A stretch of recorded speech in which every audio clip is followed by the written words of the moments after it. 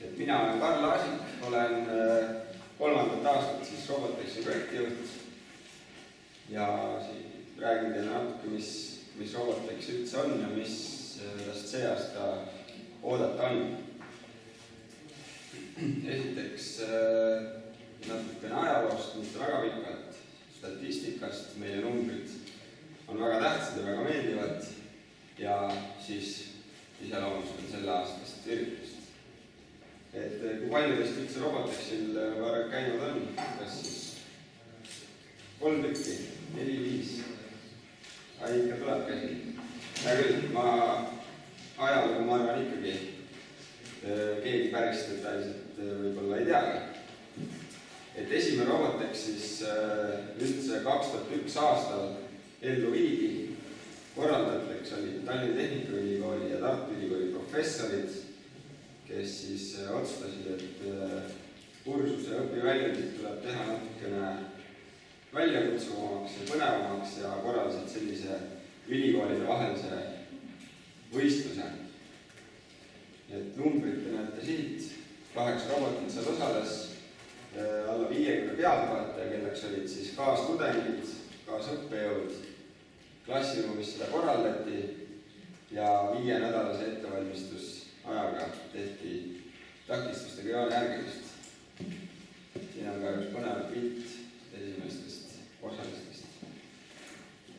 Nii, kuni siis 2008. aastani korraldatigi seda professorite poolt niimoodi vaikselt, et suureks sellega ei mindud, aga siis otsustati, et tuleks anda selle korraldamine ka tudengite kätte. Et mitte ainult tudengid ei ole need, kes robotid ehitavad, vaid ka need, kes peaksid seda üritust korraldama. Siis viidi see üritus TTÜ peamajast välja, viidi TTÜ spordialast, kus olid suuremad võimalused, toodi juurde ka tehnoloogia näitus sellele ja esimest korda oli avalikkusele avatud see üritus, et üle 1800 pealtvaataja käis. Ja võistluseks oli toa koristamine, kus pidi siis sokke ja purke ja sodi kokku korjama. Ja valmistusaeg ka juba natuke pikem, 3 kuud. Ja eelmisel aastal siis saavutasime robotite arvult kõige suurima robotivõistluse tiitli Euroopas. Oli meie suur 15. juubel. Oli kõige suurem Robotexiga tegu. Kohe näete ka numbreid, et 534 meil too aasta siis osales, käis 14 000 pealtvaatajat. Loomulikult iga aasta me pidame ka otse ülekannet hoida, kes ei saa koha peale tulla, need saavad siis jälgida ikkagi põnevat toimuvat. Ja 17 erinevat võistlust toimus. Saabus meile ka 1433 loovat konkursi tööd, 54 töötuba korraldati, kus siis osales 853 inimest ja tehnoloogia näitusel oli üle 100 eksponaadi. Ja siin on natukene siis statistikat ka näha, kuidas need numbrid meil kasvavad suhteliselt eksponentsiaalselt, nii et kui praegu maailma suurim robotivõistlus on siis kuskil 1200 robotit, siis sellel aastal ootame 1000 ja järgmine aasta siis juba veelgi rohkem ja püüame selle tiitliga koju tuua. Et selleks, kui me neid roboteid jagame, et kõigil oleks ikkagi võimalus tulla ja osaleda. Siin on ka tabelikujul mõningad numbrid, et 23 võistlust sellel aastal plaanis ja ootame 1000 robotit. Ja veel suurema numbrina siis, mis on eesmärgiks võetud, on töötubadest osavõtjad, et püüame see aasta pakkuda 3000 inimesele võimaluse robootikaga väiksemal või suuremal määral tutvust teha. Nii, toimub meil selle aasta üritus siis 2.–4. detsembrini. 23 erinevat robotivõistlust, millest uued on VexIQ, mille lauda te nägite seal eesruumis juba. Siis on Progediri haridusrobotite võistlus, kuhu võib tulla nende Edisonidega võistlema. Lego Vivi on ka haridusrobotite võistluse nii-öelda eriklass just spetsiaalselt Legode jaoks loodud. Siis on väga põnev droonide takistussõit, 3 kilogrammi Legosumo ja Tartu Ülikooli mõttejõuvõistlus, kus me siis üritame roboteid kontrollida mõttejõu. Juba räägitud töötoad 3000 osalejale, suur tehnoloogia näitus, mis sellel aastal on jagatud veel omakorda sektsioonideks, et parandada siis võib-olla pealtvaatajal võimalust omale ja huvitavat seal näha. Ja 6 loovat konkurssi ning esmakordselt siis ka teaduskonverents, kuhu tulevad rahvusvahelised esinejad. Teaduskonverents on suuremal vähem määral inglise keelne, siis pisut nii-öelda vanematele lastele, kes juba inglise keelt oskavad, nendele võiks see ka täitsa põnevalle huvi pakkuda. Ja robotivõistlustele registreerimine on juba avatud. Ja ka loovate konkursite reeglid on üleval, nii et nendega saab tutvuda ja joonistama ja fototega videot tegema hakata. Räägin natukene võistlustest, mis meil toimuvad. 6 erinevat sumo kategooriat on meil sel aastal. Uus lisandunud on 3 kilo Legosumo, mis annab võimaluse siis arenenud Legosumo ehitajatel siis kombineerida mitut ajut ja teha vähe keerukamaid roboteid. Ja sumodes on ikkagi alati väga tähtis jälgida viisakus ja võistlusreeglid. Reeglid leiab meie kodulehelt robotex.ee ja sealt saab juba lähemaid detaile uurida. Siin on ka mõningad põhipointid välja toodud reeglitest. Et sumodes on kõik tiimid alati 2-liikmelised, kust üks on operaator, teine assistent. Ja kuna sumode võistlusklass on suhteliselt populaarne, siis tavaliselt võistlus näeb välja nii, et on alagrupid. Alagruppides saavad parimad edasi ja mängivad omavahel siis juba turniiripuu formaadis ning selgitavad välja parima. Ja muidugi robotid kõik on autonoomsed meil võistlustel, välja arvatud mõne erandiga. Nii, järgmine võistlus laborit, mis on ka väga põnev, üha enam kogu populaarsust ja ülesanne on lihtne, ühest nurgast tuleb jõuda sihtruutu keskele. Selleks on mitu teed, mis on siis planeeritud nii, et nad on enam-vähem kõik ühe rikkusega, aga kindlasti on alati üks kõige parem. Seda siis saab juba ise kohapeal proovida, milleks on 5 minutit aega ja selle aja jooksul siis kiirem katse läheb arvesse. Meeskonnas on 5 liiget. Ja kui nüüd peaks juhtuma nii, et keegi sihtruudeni ei jõua, siis järjestatakse läbitud ruutude arvu alusel. Üheks ruutuks on siis see osa siin, mis on mõõtmetega 16x16. Järgmine võistlus on joonejärgmine, mis on populaarsemad maailmas ja ka Robotexil 6. korda ta toimub. Ja igal aastal katsume teha siis järjest keerulisema rajalist nendele robotitele sinna valgele väljaku peale maha musta joonega. Ja üles on ise lihtne. Peab joont järgides jõudma stardist finišisse ja teisest robotist on kiire. Ja 3 erinevat klassi on tavajoone järgmine, siis on Lego klass ja on lisaks siis teist korda toimunud takistustega joone järgmine, kus siis siia sama väljaku peale asetatakse erinevad takistused nagu seinad, kiigud, hüpped, mäed ja nii edasi, millest peab siis ohutult mööduma. Siin on samamoodi 5 liiget meeskonnas. Võistlus joonejärgmises ja Lego joonejärgmises on esmalt kvalifikatsioon, kus kõigil on ette antud aeg, millal nad peavad oma kvalifikatsiooni sõidu ära tegema ja sellest siis kujuneb 24 paremat robotit, kes lähevad juba turniiripuu formaadis üksteisega mõõtu võtma.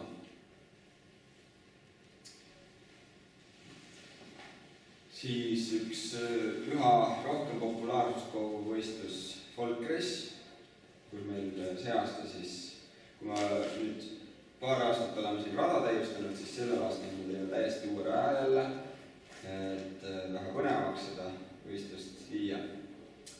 Ja kuni 5 robotit pannakse korraga rajale ning peavad siis punkte koguma ehk siis ringe läbima. Iga ringi läbimisest saab punkti, valetpidi läbitud ring annab miinuspunkti, kellel 3 minuti jooksul kõige rohkem punkte on saadud, see on võitja. Ja kui peaks jääma viiki, siis toimub selline üheringiline lisasõit, mis selgitab võitja.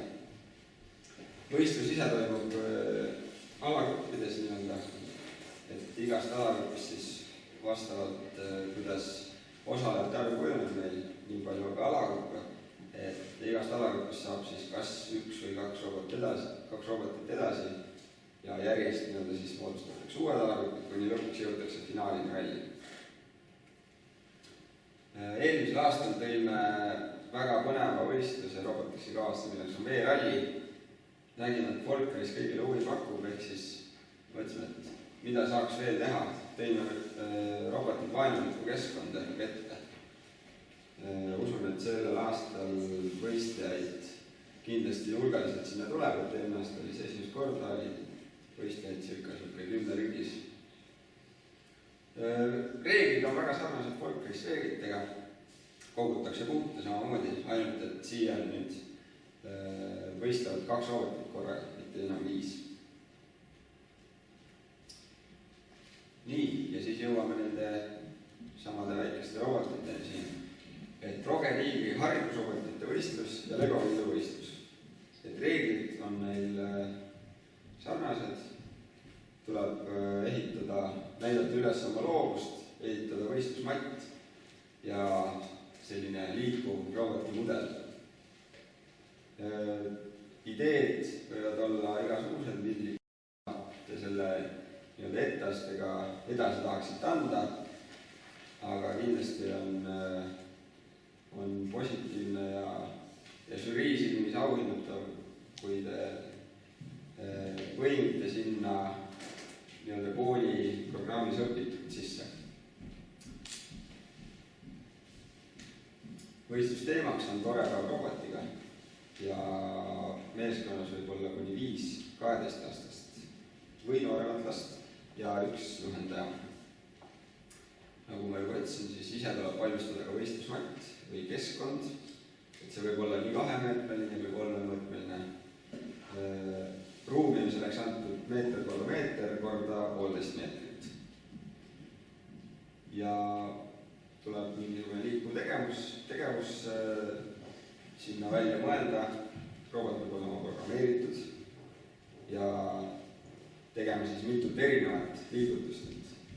Ühest käedestmisest näiteks siinkohal ei piisa.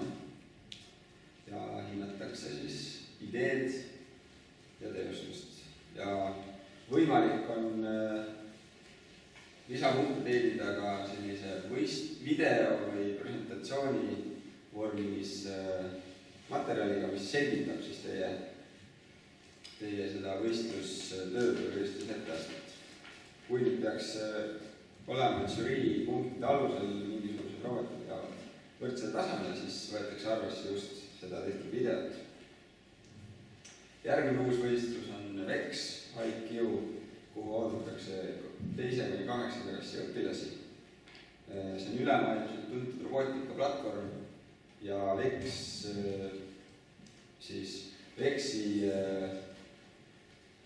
võistlus siis USA-s on ka see, mis on praegu hetkel maailma suurim robotite arvult.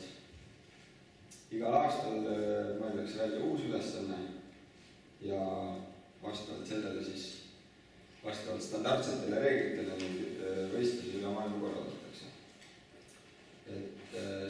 Seekordne võistlus siis hõlmab 3 erinevat alamülesannet, milleks on koostööülesanne, osavusülesanne ja programmeerimisülesanne.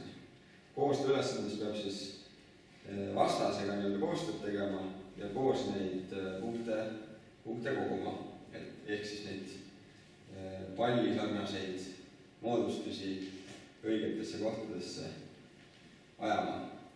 Teine on osavusülesanne, mis siis on puldiga juhitakse robotit ja ülesanne on sama, et punkte koguda. Ja viimane programmeerimisülesanne, kus robot on autonoomne, otsib ise neid palle ja viib nad õigesse kohta. Ja tegevuste sooritamiseks on igal pool aega 60 sekundit.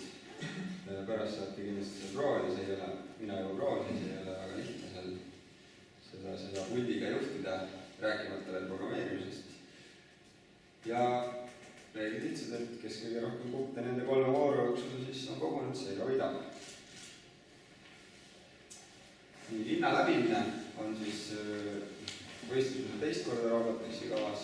Ja see aasta oleme seda natukene täiustanud, ehk siis enam ei ole võistlusmatti täpselt kuju ette antud. Ja robot peab natukene targem olema kui varem. Jälgima liiklusmärke, peama sõiduda liidrisse ja lõpuks siis parkima kõigile kohale. Kuni 2 katset on võimalik teha ja millest arvesse läheb siis viimane. Võidab loomulikult kõige kiirem robot ja samamoodi nagu linna läbimised, kui keegi nüüd lõppu ei jõua, siis joonega just tähendab. Kui keegi lõppu ei jõua, siis loeb distants või siis sellesse punkti jõudmise aeg, kui see ei kaamata. Freestyle võistlus, kus ei ole ühtegi tehnilist nõuet, kuhu võib tulla see, kes ei suuda oma loovust tehniliste parameetrite piirides jätta ja kellel on siis maailma muutuv idee. Et seal on alati, eelmine aasta oli väga põnevaid roboteid ning oli publikul väga põnev jälgida ja hinnata neid. Et žürii, kes on siis Roboteksi meeskond, valib välja 5 parimat meeskonda, kes pääsevad näitusele. Valivad nad välja selle presentatsiooni ja saadetud materjali alusel. Ehk siis tasub sellega vaeva näha. Ja üle 5 minuti siis presentatsiooni tohiks kesta. Et näitus siis tähendabki seda, et igal robotil oma selline ala, kus ta saab publikule oma tehtud tutvustada ja samamoodi saab siis lava peal selle presentatsiooni ette kanda. Ja võidab siis töö, mis publiku poolehoiu kõige suurema poolehoiu saab. Vanusepiirangud ka seal on?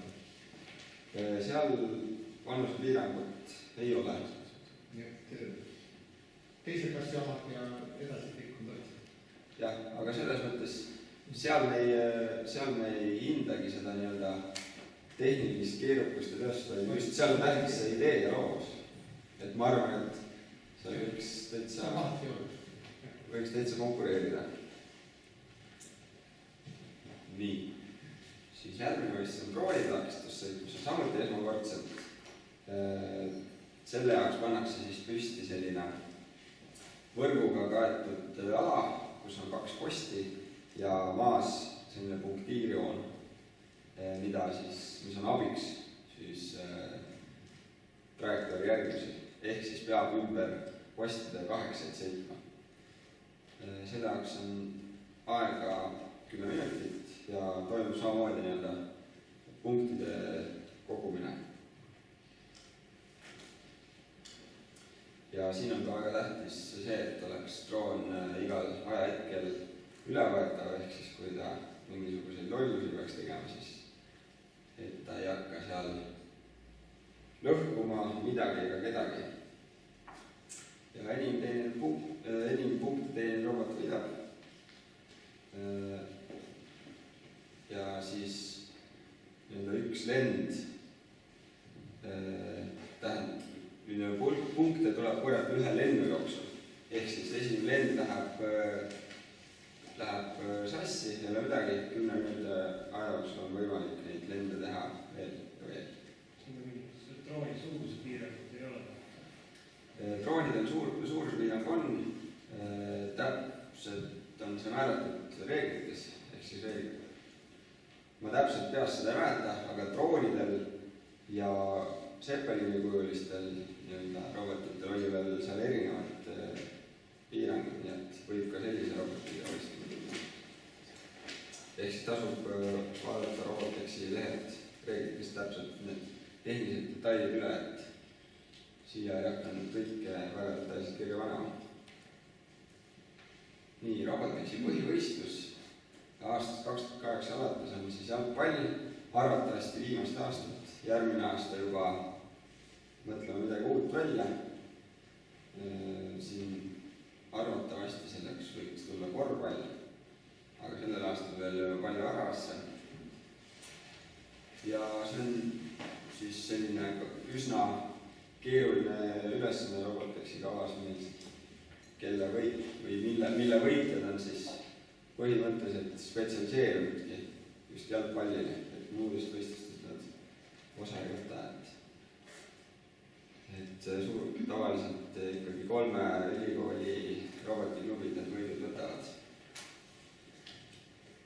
Ja 3 klassi on samamoodi 2 versus 2 jalgpall, mis on siis olnud siuke, oleme teda pushinud, et proovinud motiveerida robotiklubisid, et nad seda üha rohkem teeks, aga kuna robotid on nii kallid ja nad üksteist seal platsi peal lõhuvad, siis paraku see Tartu Ülikooli robotiklubil on ainult see hingelähedaseks saanud, ehk siis nemad seda arendavad, teised rohkem keskenduvad 1 versus 1 jalgpallile. Aga nad selles mõttes võistlema tulevad ja põnevat vaatamist meile kindlasti ka pakuvad, et katsuvad teha ka omavahel häälkäskustega suhtlevaid robotid, kes siis ütleks üksteisele, et sööda ja natukene sellist huvitavamat aspekti tuua juurde. Ja siis loomulikult on veel alati publikule väga põnev näohumanoid robotite jalgpalli, kus siin all paremal pildil olevad inimesed armased robotid kohmitult seal palli löövad. Et siin kiirelt mõned reeglid, et 11 palli on väljakul, mitte 11 mängijat nagu tavajalgpallis. Mäng koosneb 3 voorust, kes saab siis 2 võitu, see läheb edasi.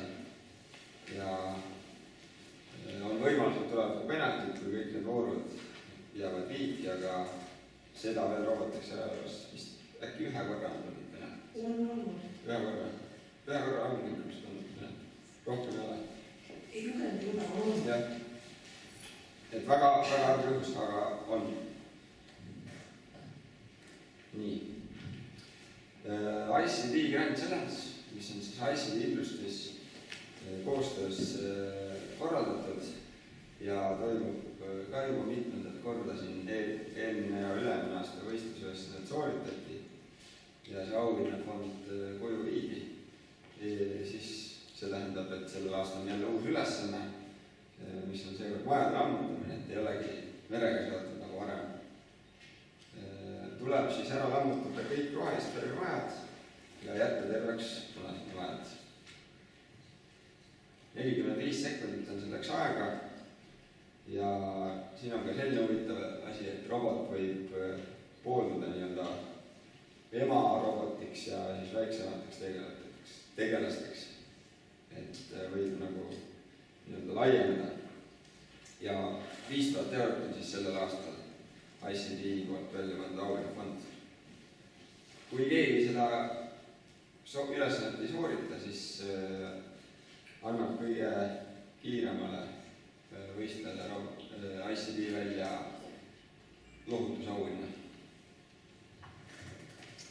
Nüüd on siis selline uus ja huvitav võistlus nagu Tartu Ülikooli mõttejõud, mis toimib siis häkatoni stiilis, ehk siis pool nii-öelda töötoana kirja on võimalik ennast panna samamoodi ikkagi Robotexi kodulehelt registreerides. Ja siis meie poolt antakse ette kõik vajalikud atribuutikad. Ise tuleb siis luua see rakendus, ehk siis oma mõtted saada kätte ja edastada need robotile. Siin on ka mõningad tehnilised nõuded välja toodud, mis siis tuleb kaasa tuua arvuti ja nutiseade. Ja meie poolt siis antakse ajuskänner, seesama Vexi robot ja Smart Radio. Nii, võib-olla auhindadest natukene, 23 võistlust kokku, 66 auhindadest kohta ja kogu auhinnafondi suuruseks kujuneb siis umbes 40 000 eurot, mis jälle siis rahana kätte antud, välja arvatud ICD, aga siis erinevates vajalikes asjades, mis on robotihitel ikka kuluvad ära. Ja alati siis 3. aastat on siis meil toodame ka sellised vägevad karikad, nii et iga poodiumile pääsenu saab endale kogu sellised kohtumine ka. Nii, kellel siis robotihitus veel käib üle jõu ja sellega tegeleda võib-olla ei suuda või oska, siis on võimalik alustada loovatest konkursitest, ehk siis väiksematele midagi. 6 erinevat konkurssi, erinevad teemad ja sellel aastal siis üritame kõik tööd eksponeerida ka siis kodulehel. Varasemalt on ainult parimad seal eksponeeritud, kuna neid töid on 1400, siis keegi neid üles ei ole jõudnud kõiki panna, aga küll aga Robotexi koha peal need on ilusti kõik väljas olnud. Esimene on joonistuskonkurss robotite argipäeval teemaks, siin on 4 klassi. Kõik loovate konkursside tööd tuleks esitada siis 30. oktoobriks. Tuleb saada joonistustöö postiga ja samamoodi siis laadida üles pilt Robotexi kodulehele. Ehk meil oleks võimalik see sinna talletada galeriisse. Ja 20-30 parimat eksponeeritakse Robotexi ilusti näitusena ja ülejäänud siis on kodulehel. Teine võistlus digitaaljoonistuse, kus teemaks Robotex 2050, ehk siis saab nii-öelda natuke visionääri mängida, et mis võiks Robotexis selleks ajaks saada, milline see välja näeks. Ja siin on 2 vanuseklassi ja ülejäänud nõuded on täpselt samad. Siin on küll viga tegelikult postiga seda digitaaljoonistuse tööd saata ei tule, ainult siis digitaalselt üles laadida. Fotokonkurss robotid teevad kodutargaks, ehk siis tuleks pildistada tarku lahendusi kodus. Ja ülejäänud tegid jällegi täpselt samad. Ja hindab siis fotosid žürii ja publiku hääletus tuleb Facebookis.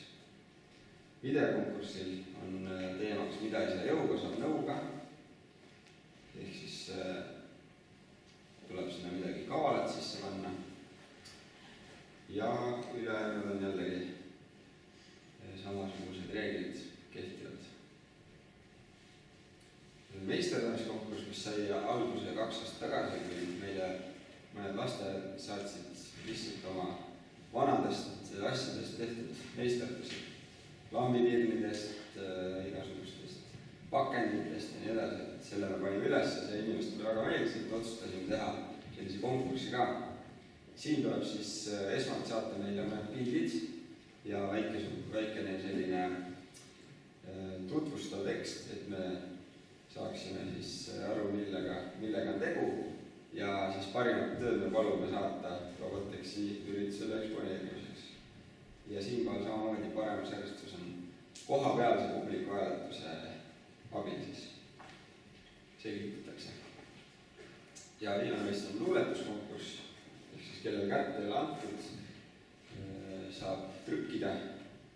Julge roboti rind on õline on siis teemaks 2 vanuseklassi ja tuleb samamoodi laadida üles Robotexi kodulehele esitatult siis PDF formaadis. Aga see on juba täpsemalt kõik reeglites kirjas, nii et kellel on huvi, siis tuleb kindlasti need läbi lugeda. Töötubadest natuke, et nagu ma enne mainisin, siis 3 juhat on see number, keda me ootame töötubadesse. Me oleme 3 võrdseks osaks jaganud need vanuseklassid ka, pakume kõigile midagi.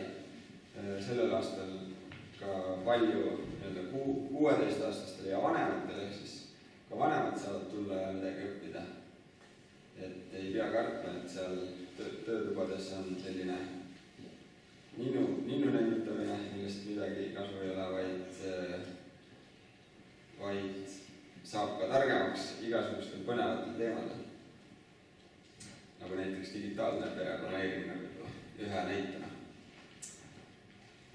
Siin on mõningad teemad, mis on tulevad Edisoni robotid, need samad siis Viibotid, mis on seal, Lego Viidu, kivarobotid, hambaharjalöötuba ja nii edasi. Registreerimine on toimub meie kodulehel.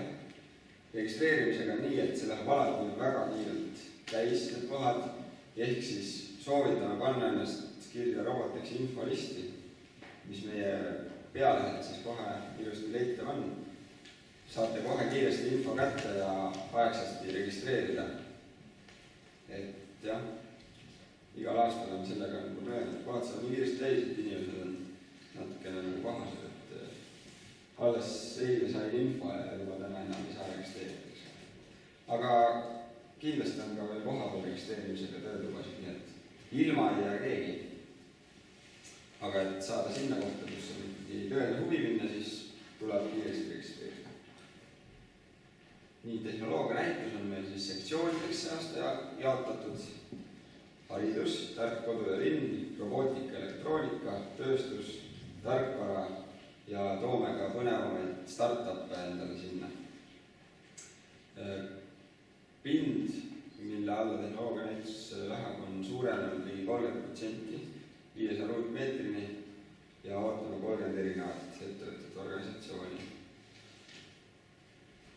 Nii, lisaks toimub siis sellel aastal teaduskonverents, mille teemaks on Robotex Go Space.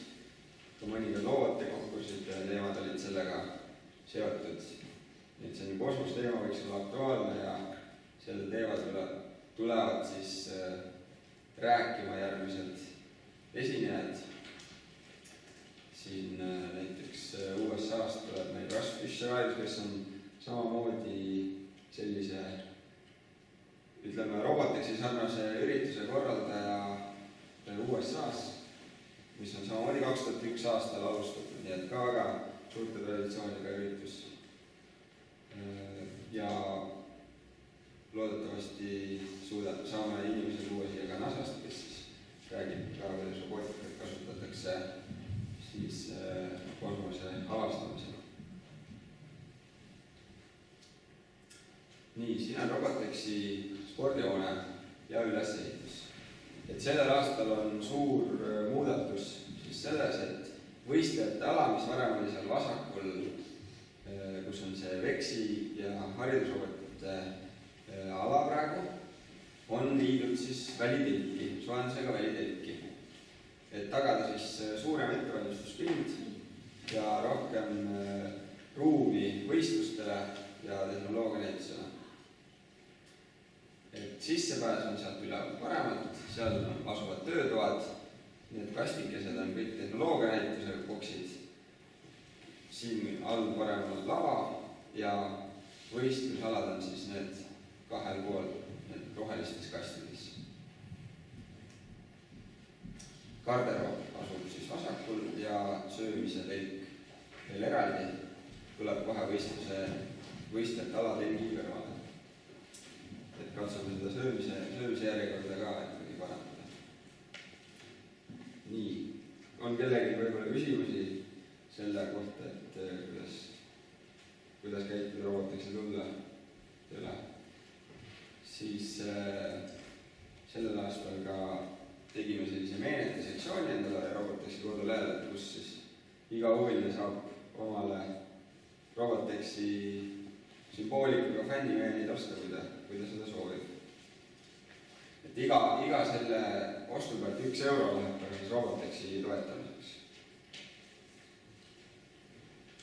Nii, aga siis kohtume Robotexis, et registreerige ennast võistlustele, lugege reegleid ja osalege loovatel konkurssidel ja tulge tööle.